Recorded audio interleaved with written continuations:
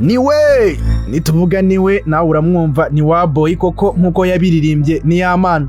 Nyuma y'iminsi agarukaho cyane mu itangazamakuru no ku mbuga nkoranyambaga kubera amashusho agiye hanze ari gutera akabariro n'umukunzi we, Yamano cyangwa se wa boy yongeye kuba igitaramo kubera andi mashusho ari kumwe n'indi nkumi mu cyumba bambaye ubusa.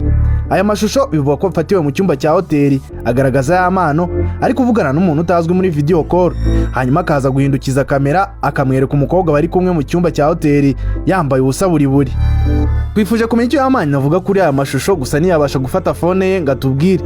Icyakora abinyujije ku mbuga nkoranyambaga ze, Yamano yanditse amagambo agaragaza ko atishimiye ibiharimo ndetse yicuza kugira inshuti z'umumukira zirimo n'umukunzi we, aho yagize ati ndashimira Imana yatumye ndangiza umwaka wa 2025 ndamahoro nubwo utari woroshye. Nahuye na byinshi bihahamura umutima wanjye, ibibazo by'urusobe ku buryo iyo hatabaho imbaraga zawe mwami ubumba ndahandi. Warakoze kunyereka abantu bihinduranya nk'inzoka, inshuti zuzuye uburyarya zose wazegejeyo kugeza no ku rushako rwanjye ari wo mukunzi wanjye, ariko nemeye ukuri niga no kubyakira.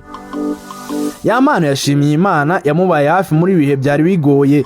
Icyakora yizeza abakunzi be ko umwaka wa 2026 agiye kwinjiramo ari mushya. Yagize ati ubu ndinjira mu mwaka wa 2026 ndi mushya, ndi njyenyine ariko mfite amahoro. Niringiye Imana, niteguye gutangira ubuzima bushya niga ku byabaye. Mwami yobora inzira zanjye, unyegereze ibyiza kandi ukomeze umpa amahoro.